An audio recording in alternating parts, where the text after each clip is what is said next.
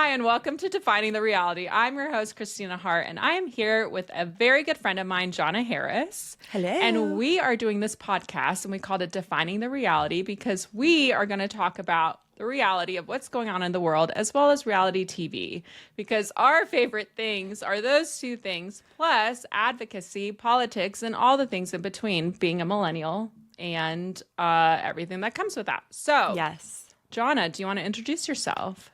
Hi, I'm Johnna, also known as an Antifa wine mom, maybe or maybe not, mother to terrorists and pets, alongside my fellow Antifa wine mom of pet, Kristina Hart. That's right. That's right.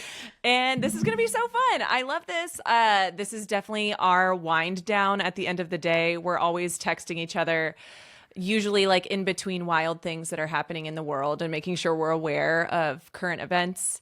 And then just randomly throwing in things about like Shep Rose. On Southern Charm. That's right. Because we all need an outlet. And I have noticed that very intellectual people love Bravo TV. At least I think we're intellectual. Yeah. And if you don't, that's fine. You don't have to listen. You can listen to NPR. Yeah. We're here for the fun. We're here for the fun, but we also are very passionate people. So like our text messages will be about Real Housewives of Beverly Hills, and then we'll directly switch to the Epstein files. Yes. And go on 12 paragraph rants about that. So that's kind of who we are. And we figured a lot of you are like us. So yeah, I think so many people are living their lives kind of parallel to that, where it's, you know, regular things are happening. You also have to like find little ways to escape. Mm-hmm. And I sent you this post on Instagram. I saw someone like breaking down the psychology of reality television. Do you remember that post I sent you? Yes. Yeah. I am not a psychologist, so I don't know if this is real, but I'm going to believe it. It was about people like they feel regulated because there's a conclusion to the drama in reality television. It's like not left just hanging there. You know what to expect. Your nervous system understands it. So it makes sense to me that we would find an escape there. Mm-hmm. And or you, if you needed that excuse. Exactly. That's why I watch 5 hours of TV a week. Yes. Probably even more. But no, I mean, maybe. I'm not going to actually tell you guys. Yes.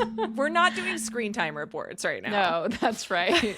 Oh my God, my screen time is so bad. I know. I hate getting that notification. Actually, I was like, oh, New Year's resolution, I'm going to go outside more. And then I was like, I don't really feel like it. I keep getting like served brick ads, like targeted ads on Instagram. I don't know if you've heard of them. We're not sponsored, but they're like, it locks your phone up so you can't use anything but like text or internet when it's on like bricked time or whatever. And I didn't Google this, so I feel like it's like you're crying for help. Your screen time report is a cry for help, and we're just going to start targeting you with these ads. I know. My friend actually uses it, and I was like, I'm not using it. I'm not ready yet. I'm not ready yet. I know. Okay, so we're going to get into some fun topics and maybe some more serious topics, but let's start with the Super Bowl. Great. I loved the halftime show. Me too. And I didn't just love it for the sake of loving it because as a liberal person, you're supposed to love it. Like I respect that there's a lot of people posting about it in support and his message, but I actually have been a Bad Bunny fan for so many years to the point where in church, I was told that it's demonic to listen to him. You're an OG demon. I was like an OG. Because I love Latin music. I do not know Spanish very well because I grew up learning French, which was so unhelpful. I will always resent my parents for that. That's an interesting why. Just because they thought it. But my mom was like, it's a classy language, which is very much like the way my mom was. Mm-hmm. So she was like, you need to learn so that when you go to France. And I'm like, when am I going to France? We had one grandfather that lived there, and I have not been in many, many years. So yeah, but I love Latin music. I love Latin culture. I love the dancing, the colors, the music, and the message. So I loved everything about it, really. It was so fun. So where I live in Phoenix, Arizona. I'm in North Phoenix. And we went to one of my kids' football team members' Super Bowl party. And you never know what you're going to get in this area. And so I just like went in asserting dominance for which halftime show we would be watching. I was like, I love Bad Bunny. I am here for that halftime show. I was like, if people are going to be awkward, it's going to be them that are awkward. And I did get I had my own little TV section where Bad Bunny was on. And then Really? And then outdoors, there was another halftime show on. Really? And I made fun of it. I'm so proud of you. Also, Thank it's so you. insane and American to like for the big thing to be these conflicting halftime shows. Like, it's just so. While people are getting disappeared on our streets and like the world is like falling apart because Epstein files are getting released, but and we're like this is a big deal. Yeah. Some of the Christian responses were interesting, but we knew that was going to happen, so none of it was shocking. I thought, okay, you have an alternate show, so surely you're not going to watch the Bad Bunny show and have commentary because you have your own. But of course, that did not happen. No. Yeah, Franklin Graham, Sean Foyt, you know, all the classics, they were upset, and a lot of the commentary was on how can they do a show in Spanish in America? Yes. It's so stupid. It's like dumb. hard to even comment on. It's just so, it's like, how can you not celebrate other languages and other cultures like being part of your own? Like, how lucky are we to have that, you know? That's how I see it.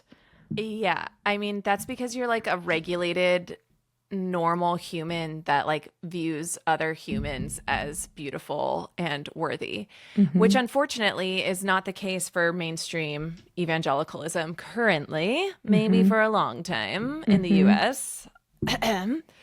But yeah, the Christian responses were what you would expect. They're what we get almost every single Super Bowl. This was their first crack at supporting another Super Bowl, which I find hilarious also because it's Kid Rock isn't what I think of when I think of like chaste, super Jesus-y. No, that's what's so funny. It's like Kid Rock being on TBN as like the religious show is like so comical. It's just like, you're never going to make us believe that this actually matters and is like Christian. No. And I mean, we could probably pull this thing apart for an hour together, but it's hilarious to me that it was pre-recorded. Oh, yeah. He's lip singing. Like the whole thing. Oh, the lip singing thing. Yeah, that was. The whole thing is just so. I don't know how people aren't embarrassed. I know. It's embarrassing. I know. I'm embarrassed that it even aired. Like, I'm embarrassed other people from other countries. Also, though, like, I think it's just comical to them. And I love that the argument, they're so proud too. Like, people on the right who watched it are like, oh my God, it was amazing. And it's like, no, it wasn't. And it says a lot about you to think that that is amazing, I guess. Yeah. But I will shut my mouth. Yeah. I mean, one of the clips I saw was, what is he? He like reintroduced himself as whatever his real name is and not Kid Rock. And then he sang a song called Till You Can't, I think. And he was like singing about how like you can like give your life to Jesus till you can't. And I was like, this is like very abrasive and such a like doomer mindset. Like, you better do it now or you're going to hell. Yeah. Like nothing like football in hell. Right. And it's like, that's so 90s evangelical of you. It like, was. At least try to be 2026. Right? At least like have like better pads behind you in your song. Anyways, there was not only Christian responses, there were Bravo celebrity responses. There were. And we were proud of them. I mean, some of them we were proud of, some weren't. But the majority of people our age who are on Bravo TV, they made very loud, unapologetic statements. And one of those was West. Who we can't help but love, and Can't he's help probably but going to love. give us a million reasons to not love him this season of Summer House, I but know. he's crushing. He's crushing, and he had an ice out sign, and he was with Ciara, and there was crossover. Now I forget who it was, but there was definitely crossover with other people. He has been posting on social media wearing like ice out merch. And then also Whitner. Whitner. If Which you're I single, I'll say your name right next time. But he also is just as outspoken, and Yeah. that's like really cool to see because he obviously comes from like a Southern household. Like, I don't know, when you watch Southern Charm, you're like, I don't know where they fall. I'm just watching because it's entertaining. Yeah. Yeah. Whitner, I feel like the preview for next episode, I don't know if everyone's caught up and you got the coming next week. He seems like he snaps at Vanita, which already pissed me off, but he is making me happy with his social media posts. We're going to give him a little shout out. I know it is interesting because their behavior on the shows, you're like, I don't like this. Like, yeah, like Wes or Whitner or whatever, or Shep or whatever. But then when they post, you're like, it actually is a big deal you're doing this because so many people just don't. Or we know like why they don't. Right. Brand deals. Yeah. Or other Or worse nefarious reasons. right. But yes, there were a decent, I mean, Lisa Rinna Oh yeah, posted always. Dancing to Bad Bunny. Yes. She old faithful when it comes to like supporting. Not like ironically she's a traitor. She was a traitor, but she's always been like that. Molly with Southern Charm. Who we love. Luann de Lesseps, which I think they're trying to save face because Jill Zarin, and what's her name? Armstrong. I forget her Taylor. first name. Taylor Armstrong.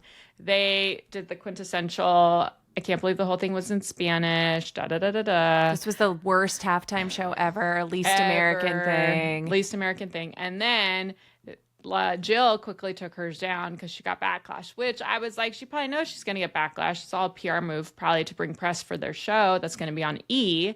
But what I loved is that they asked Andy, they tried to get a statement from Andy about it, and he said, call E. I missed that was even happening. Are both of them on a show together? Yeah, or just they're on. Not Taylor. Okay, so Jill Zarin is with like, with Ramona, Luann, Sonia, or I don't know if Luann is. I know Sonia is. It's like a Roni that is on E! News, and it's supposed to be like older cast. We'll see what horror awaits us. It will probably be great reality television, but it's going to be. Well, now they have to save face. Yeah. Did you see that Zarin Fabrics? Did you watch like OG Roni? Yeah, I loved OG Roni. I did That was too. like my like favorite and like my intro into Housewife world. Yes. Oh my gosh, we have to talk about Epstein Files a little bit too. But yeah.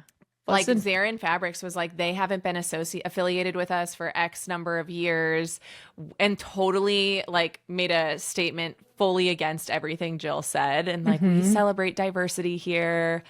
It was interesting to say the least. I know. And they're interesting names that have come up in the Epstein Files, which I don't know what is accurate and what is true. So I'm not going to say, because I don't even know if they're real documents like that. Like, obviously that's the whole thing, is that they've released millions and millions and are now confusing everyone. But yes, I think that did you ever watch Ladies of London? yes. And one of the women died, but I remember her. I forget her name now, but she was the one who like injured herself riding the horse. Apparently she's in there for having actually helped get women to Epstein. Oh no, it's Like a so madam. bad. British. Is it Annabelle Yes. Nielsen? Yes. This is on the Times, guys. It's true. I mean, there's a few crossovers that I feel afraid to say their names and I know. get sued, but it is the crossover. The crossing is crossing. The It is crossing's happening. crossing. And we can like once people go through the files a little more, we can have even like a little more in-depth whole combo eps about that. about it. Yeah. But there's definite crossover and definite interesting things to come, I would say. But what I wanted to talk about the Super Bowl, I didn't want to forget, is I just absolutely love the grass people and the videos on social media that are the grass people being like, come with me to beat grass in the Super Bowl. And were they like sugarcane trees? Is that what they were? I think there were multiple different things. Yeah, but they were so funny, their photos and videos. I saw something that today where it was like you had to be between 5'7" and 6'1" to be in the costume. So the person was like, I wouldn't have been able to do it because I'm 4'11". Oh yeah, they needed like tall also trees. Means you wouldn't have been able to do it. I wouldn't have been able to do it, you guys. I'm Death short, which is like people don't know that. I'm 5'3". Johnna is tall. I'm 5'7.5", so That's I could tall. be. I missed my calling, but you are the right height to be a Disney princess. Am I? Are they short? They're tiny. Oh, look at me. Yeah. I'm just a tiny Disney princess. If you ever need a career pivot. There you go. Now I know what to do. I also thought what was interesting with the Super Bowl responses is Jake Paul came out and was like, I'm not watching it. No one should watch it. Da da da da, whatever. And his brother Logan was like, I don't agree with this. I celebrate the Puerto Rican culture. And then like yesterday, Jake was like, I like the Puerto Rican culture, like, and backtracked. And I think because a lot of people celebrated and loved this halftime show and loved the message and loved that we're all one and love is greater than hate. And also he lives in Puerto Rico. Yeah. Like, how dumb can you be? Yeah. I mean, we could Pretty also dumb. dissect that and see how many decisions he has made in his life that we would probably think, That's true. not for me. Not That's true. for me. That's true. But it was entertaining to watch his backpedal, like on Twitter, just like post like a couple hours later. Oh no. And it just like slowly got more like, I love it here actually. I know. Well, I think they presume that they're going to get all the support and like that's the way people are going to lean. And then they realize that they're just not cool. Like the cool thing is to actually celebrate what like all that happened during the halftime show and all that they gave us. And then they're like, oh, it's not cool to be a hater. Okay. Like they just do whatever they think will be the coolest with like the manosphere or whoever. And the manosphere actually was like, this was cool, you know? Yeah. I mean, I saw a video that at like even at Trump's Mar-a-Lago Super Bowl party or whatever it was that they had the Bad Bunny halftime show playing. They weren't even. So That is so funny. I also saw like a video that they're using to be like, look at the difference here and how wholesome ours was versus like the mainstream one. And it goes from Bad Bunnies where it's like all these different like people are represented. It's so diverse and so fun. I think it was during Gasolina where it's like our siren song. But it goes from that to like just the dude with the guitar just singing and it's so sad. Well, okay, I have a video pulled up of that guy. I don't even know who it was, but Kevin on Stage posted because it was like, wow, it's so hard to be a country artist because he's like, I gotta catch a fish and I gotta drink my beer. I want to cut my grass, feed my dogs. And the comments are so funny. They're like, he's oppressed. They're just, he's oppressed. Bro had the easiest to-do list ever. Immigrants, black people, and cancel culture are all apparently to blame for why he can't mow his lawn. These are so funny. It's just like, I loved comment sections. Sometimes you're like, people are so funny. They're not having it. They're not having it. No. I mean, like you guys can have that. Yeah. That's fine. Yeah. Speaking of weirdness, should we pivot for a second to talk about Traitors a little bit? You kind of like threw it out there. Yeah. So again, we'll reiterate, we watch all of it. And Traitors is our game show portion of our viewing delights. Yeah. Yeah. And don't try to act better than us, okay? It's good.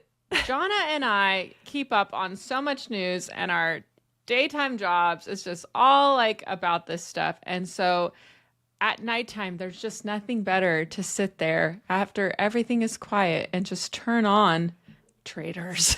Someone else's drama. Murder. Yeah. Murder. Murder. Yeah, murder. Okay, we have to talk about Colton a little bit. Yeah.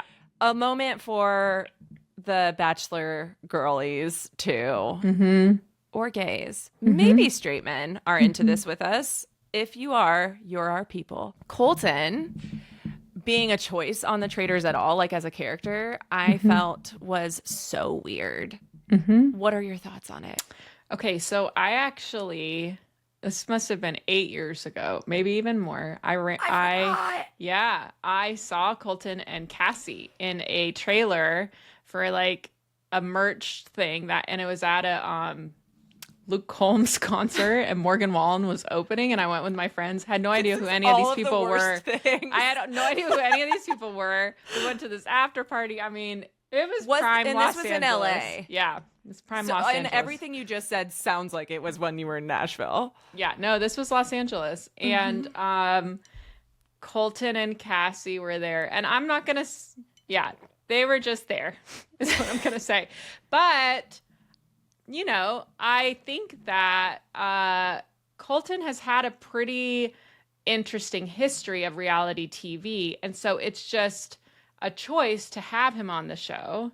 And then the way he played the game, like, I think that he thought that he was being really smart and being like a lead and being someone who just was just like really good at like figuring things out, and like it presented as just douchey. Yes. I mean, we have to say, for those who are not like in the know with Bachelor Nation drama, Colton is he married? I think he is. So he's in a like he's I think he has gay. kids. He has kids, he's married, but he was the Bachelor, and on The Bachelor presented as like a straight white man, right? Gets engaged to Cassie. Well, she came out and accused him of stalking and harassing her. Like she accused him of putting a tracking device on her car. Yeah, it's not like a lot of it's like surveilling her. Yeah, it's not like, I think it's all forgivable things, and I think I have a lot of grace and compassion for him having been in the closet on that show. However, he also had a show after about him being gay, right? Like, didn't he come out like on a TV show based around his life, like a documentary? I don't know, but I don't know if that is necessarily forgivable depending on what he's done. We'll let Cassie be the judge of if it was forgivable or not. It's all odd though, right? It is all odd. And it's odd to like, because it was never acknowledged. Like, I don't think he ever acknowledged it. I think he just went from show to show to show, and then all of a sudden he's on Traitors, and you're like, well, this is why we're not on Traitors, because I would have been like, dude, remember that time you got in trouble? No, for you would be so good on Traitors. No, you'd be so good on Traitors. I would get kicked off first night. Yeah, I'd be like, get this one out of here. Get her out of there. She talks too much. Yeah. So that's an interesting choice. I did wish that Lisa made it farther, but it was pretty obvious. I also think though Jam like running out and saying her name was probably the nail in the coffin, so to speak, that like people knew it was her. I agree. I love Ron, and I didn't know him prior, and now he's like one of my favorite follows on the internet.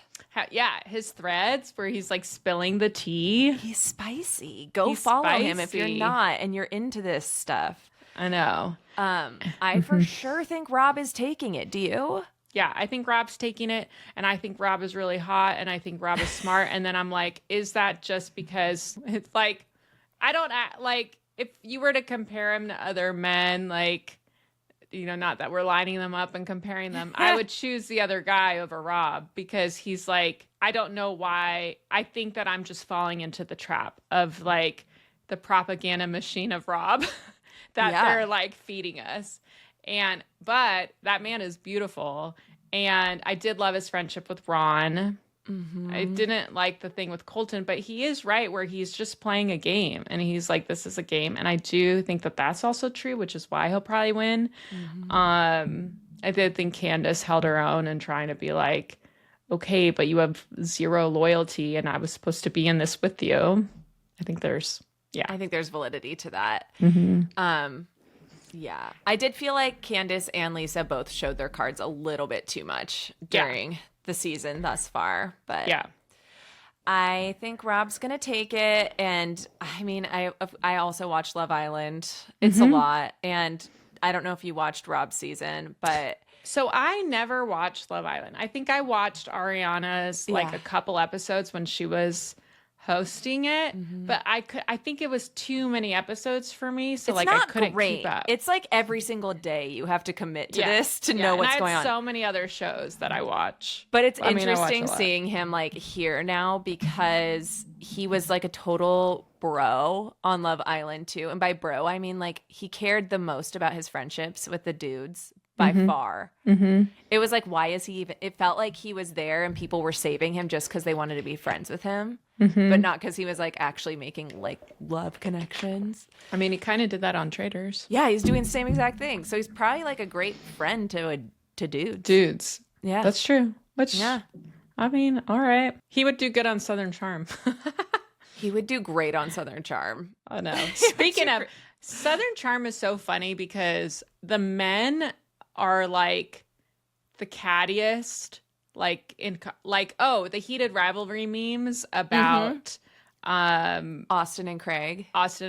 Yeah. Like I think it's like that is just playing out constantly. And it's like you guys are acting like you're in a relationship. My son literally thought they were in a relationship. He like came in at the end of the episode where it was like 3 episodes ago, and it's when Austin had the sit down with Craig at Patricia's house. It was the end, and they're like talking to each other whether they're through or not with their friendship. And he's like, "Are they together?" And I was like, "No, but I can see how you thought that." I love that he commented on it. Yeah, he was like, "Are they gay? Like, are they together?" That's fun. And then I had to explain that no, they were straight and with other people and dating other people. And he was very confused because he's like, they seem like they're in love with each other. Which fair. I know. It does seem like there is some tension there that we'll let them name if they ever want to. I know. It's so weird to think about Craig and Paige together now. Like I'm rewatching older Summer House because I never watched all of it. Like I was like I watched the beginning, like the first couple seasons, and then I watched like the end. And so now I'm catching up and I'm like, it is so crazy. It's so funny the way that she talks about Craig on Summer House. Like where she's like, you're a man, baby, I take care of. She had to ick their entire relationship. She really did. How they lasted that and we were long. like, oh, that's funny. But then you're like, yeah. And then, so that's just interesting. Yeah. To see Craig just kind of be an entirely different person almost, or like, he's just different now that he's single than when he was with her, I feel like, or we just didn't see a lot, you know? Right. If you have to boil it down, so you're caught up on Southern Charm, right? Yeah. So currently, Craig and Austin are in a feud, which is applicable to pretty much every episode. Austin's birthday dinner, was that 2 episodes ago? Whose side are you on in that situation? I mean, I think Austin probably. I think they're both kind of annoying about this, and like they just can't let it go. But Craig is pretty dismissive, and Austin, I do think Austin just wanted to be single. I do think that that's true, and so now he is. But I think he has more validity in my head, also probably because I did go to a Southern Charm watch party in Nashville once, and he was there, and he was likable. Yeah. I for sure am Team Austin because I think it's completely valid for him to be like, you said that we needed to support you and you had like an addiction issue, and then you're like being weird about us being confused that seems to not be a topic that we can talk about. But it was peak hilarity when he screamed, "I do hate you," in the middle of this restaurant. Oh, yeah. It's just like champagne. And Whitney's like, apologize to Craig. Apologize. Right now. Apologize right now. I now. know. But that's why it's so funny. They're like, even my aunt, like we were watching it, and my aunt was like, all they do is fight with each other. Where are the women? And I'm like, no, this show is about the men fighting. That's why it's different. You said, you were like, they would be amazing housewives. They would. And they would be. It's essentially what we're watching is It's the also housewives, men of Charleston. Essentially what our nation is being run by. So cheers to that. Men babies. Yes. Correct. All right. Yep. Well, we have one really important thing we want to talk about. Yeah. And that is Amanda in Beverly Hills. Like potentially the least important thing on Bravo right now, and yet here we are. Here we are. I know this season has been so boring. Rachel Zoe has not gotten to have her like moment, and I feel like that's like she could have.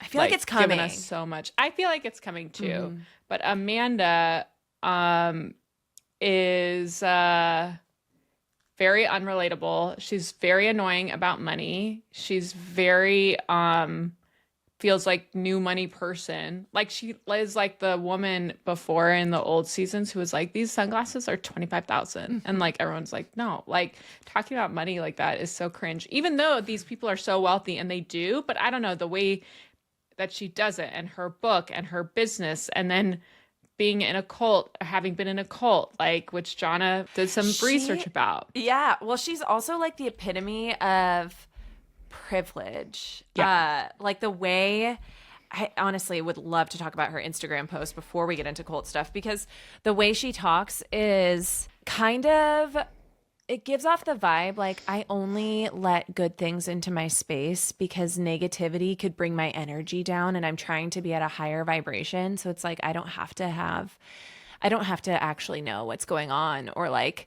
see what people are going through. And like it's all about energy and meditation and manifesting, and in reality that just is like a way to stay out of like real world issues that people are experiencing. I mean, maybe we should read her Instagram post just to start us off. Oh yeah, why don't you pull it up here? Pull it up. Yeah. All right. It's a good one. Lately. Also, the photo, you guys, but like I'll try to get it shown on here, is her in heels walking, like posing. Okay, and this is after Alex Preddy, where everyone is saying things rightfully, and then you see Amanda post this. Yeah, everyone knows what's coming. They already know what this is gonna be. Lately, at least once a day, I've been catching up on the news, world events, and the state of things in my country. Every single time I cry. How can you not cry? No matter what you believe politically, once you go to take all of it in, how can you not be affected? It's not that I don't want you to feel anything when it comes to what occurs on and offline. It's that I want you to be aware of what you're taking in, and more than anything, have tools, strategies, and techniques to protect yourself from the inside. This won't look the same to all of us. It might look like staying informed, knowing what's going on, then getting back to work. I really can't take in more than about 10 to 20 minutes at a time.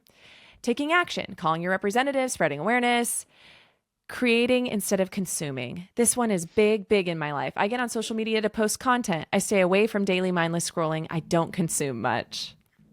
Putting your phone down, protecting your energy. I know how to put a wall up, almost a barrier where I do not take in or feel anything around me. I have about 5 versions of this to teach you. Also, this is like, she sells it's courses. Always a course. She sells courses. Oh my God. Sending energy back. I know how to send back what isn't mine and call back to me any of my energy someone else picked up. And I'm like dementoring back my energy. Regulate your nervous system. Don't read what they say about you. Be intentional about what you take in. Gosh, this is so long. I can't keep going. It's so long, but it's also about nothing. There's like it's about 12 nothing. more slides after and that. then it also is about her. Like it's about it her is, courses. yeah, it's very long. I also only read half of it, I think, too. I didn't even realize, I wouldn't have offered to read that if I realized how many slides there were. Yeah, and it's like you're not saying anything, and you're just like saying something so that you can check off the box that you did what you think you were supposed to do, or what you think other people thought you're supposed to do. And then you're going to monetize off of it or whatever. And like, it's so privileged. In like my corner of like advocacy space, one thing that I look for in the people that I'm willing to like work with that are doing work in advocacy in their various lanes is like, what cost did you take on? Like, what did you lay down? What did you surrender in order to do this? And I would just encourage people to read through that post and ask themselves that question about her. Like, what does it cost for her to speak up? Because it loses its effectiveness or its purpose when you're only gaining for speaking up when it comes to especially like marginalized people or justice issues. And often we see specific demographics, of which I am a part of, that utilize like just injustice or hot button cultural topics only to gain, and they're never actually a part of shouldering the weight of it or the cost of it. So think about that while you read it, and we can also kind of put that onto how she's behaving on Beverly Hills right now, which I was flabbergasted by her trying to say that she's putting up boundaries for how people can talk around her. Did you catch that? Yeah, I mean, I think her and Dorit are a lot more alike than she realizes. And I think Yes. that's why it's so funny, because Dorit in like other seasons would kind of do the same thing. And but Amanda, like, she was absolutely in the right by like not wanting to talk about her child's death. Like, absolutely. But the way that she like, she just, it's like, I don't want to say like utilizing that to skirt accountability is the issue. They're two separate lanes. They're two separate lanes, and they're two, yes. And it doesn't mean that then like nobody can talk to you, or and it's like your energy is bad. Like, it's just too much. It's very Los Angeles, and it's too much. Well, I just thought that phrasing was so interesting. Like, I wish I had the exact quote written down, but it was something like, you don't have boundaries for how people can talk to you or around you. And that's like I don't know, misappropriated is the word that's coming to my mind. I might be missing that, but like, it's a wrong way to utilize boundaries. Like, boundaries are something you set for yourself. So like, Right. I'm going to not have myself in these scenarios, not like people have to like respect, like they have to talk how I want them to, because that's like then controlling them. Yeah, it's manipulation. Which is Yes. probably what she sells in her e-courses. Which apparently she learned from being in a cult. Exactly. Yeah. Which Johnna tried to look it up, and it was definitely something evangelical culture. I was in YWAM. Johnna was in a just like neo-reformed mainstream evangelical church. Neo-reformed is like like the little bit edgier version of a Calvinist church, patriarchal.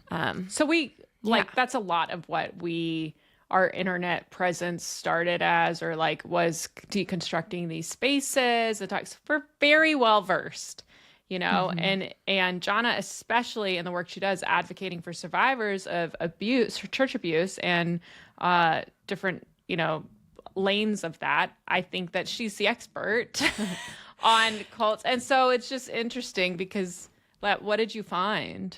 I mean, okay, so I did find a Reddit post where it was talking about her being raised pretty much mainstream evangelical and going to a school that the person claimed was like Liberty U adjacent, which, if anyone doesn't know, that's like the Falwell lane. I mean, there's documentaries on Netflix if you want to look, but also all of these places are wrapped up in like Heritage Foundation, Project 2025, the horrors around us in our nation right now, the way that voter suppression is happening, ICE. Department of Education, all that is all mixed in there. So it's important for us to know. And it makes sense that we talk about this a lot, people that are deconstructing, which is a large chunk of both of our audiences at some point along the journey. I think yours has branched out a little bit more. Congrats. Yay. You're hitting it big, Here Kristina. we are. You've broken out. But there's a way to like deconstruct where you only deconstruct the things that maybe personally affected you or hurt you, but you don't take a hard look at the ways that you were shaped and how that affects how you move through the world. So you never do that digging out in yourself, because that's like formative years. Oftentimes we're taught to be terrible humans in those spaces, and to view other people as less than, or to see godliness as control, manipulation, ends justify the means. Anyways, the way that this person spoke, she said specifically, actually, I read Amanda's blog too, and she talked about ministry school for 2 years and escaping that and feeling scared when she escaped that. And I'm not going to throw shade on that or doubt that, because I have heard horrific stories from all of the possibilities of what this place could have been. But I was like, is this YWAM? Is this Church for the Nations? Is this IHOP KC? I can't quite put my finger on it, but knowing that and then watching her right now makes a lot of sense. Makes so much sense. It makes so much sense. Also, you guys, Johnna is now a commenter on Reddit. I did. I went and commented on that to try to figure it out. But now, it was like, you don't have enough karma points. And I was like, oh no, I have to go comment on more Reddit posts so I get karma points. That is so funny. Yeah, I mean, you see that a lot. You see that a lot because being like, I was in Hillsong, like it's very charismatic people that are good at selling things, that are good at marketing whatever it is they're trying to sell, and packaging it up into like a bow and being like, this is good for you. This will make your life better. This is like your purpose or whatever. And so everything that she is kind of showcasing makes sense because it very much mirrors that type of behavior. Especially in like, I mean, it makes sense if you really dig in all mainstream, like predominantly white evangelical places, but especially if she's coming from like that charismatic background, more of where you came from, like manifestation is really just prophecy. It's prophecy. It's like prophecy. Yeah. Gosh, like we could do so much. We probably will end up, if I get a comment back, if I get enough karma points to get a comment back, we can totally break this down more. But I think it's also interesting for people like us that lean like on paper. I don't know. I'm trying to soften this. We lean left. I was like trying to soften it. Like we lean left, definitely. And like, but we have problems everywhere. Like we definitely lean left, but like we're very much keep your side accountable. Yeah, and we super kind of nuanced get a lot of it. crap for that because we think that that's important regardless. Yeah, like if it helps, I really loved a lot of Kamala's campaign and voted for her enthusiastically in a lot of ways. We went to rallies, both of us. We went to rallies. Yes, and it was really fun and so empowering. And also, I was like loudly critical of the Biden administration and her stance on Gaza. So, and I still will stand 10 toes down on that. So, you know, we try to be nuanced here in these parts. We're very likable. We're so likable. I like you. I like you. We just try to have like a well-rounded view of things. And I think the internet tries to make you have very binary thought and you have to be this and you have to be this. Also, I think, well, you know, I'm not even going to go into the leftist thing. Yeah. I mean, it's fine. it's like that whole we have like so many things to talk about, so many Yes. episodes. But I do think it's interesting, like through that lens, no matter where Amanda falls on the political spectrum, there are like through lines to understanding how she's moving through this cast on our televisions. Again, we only see like little slices of these people's lives, but it's really, you can start to understand like how something like MAGA exists, or even like MAHA, Make America Healthy Again. Yeah. Like it really is that very similar things that are happening within women in those spaces as well are what we're seeing play out on Beverly Hills with Amanda. And so I think that could be like a good warning to like other white women, I guess, out there, is to like check those things in yourself, because you may land on paper one side or the other, but what things are you doing like actively in your own self to make sure that you're rooting out those things that are maybe holding you back or making you less of a friend to your neighbors. That was really well said. Thank you. Great with words. I have a lot of them. I have so many words. There's so many words. This is why we're here. Okay. Yeah. I feel like we can kind of end this episode. This has been really fun. John and I have tried to figure out how to exist in the podcast world as people who are really intense about politics and things, you know, and advocacy, but also reality TV. And so this was our trial and I loved it. I think this is exactly what I want to be doing. Yes. And I hope it's that a great outlet. I hope that if you're listening to this, you are like cozied up with your favorite beverage and just giggling along with us. And we're not going to shy away from hard topics. So if something hard is happening in our world, nothing's off the table. And at the same time, no Bravo celebrities are also, they're all on the table as well. So That's right. yes. Hopefully we'll have the ones that don't hate us on. Yeah. You're welcome to join us. If you want to shoot the shit. We'll just shoot the shit. Especially the single men. I'm single. She's not. But Yeah, but I would happily screen them for you. oh, fun. Okay.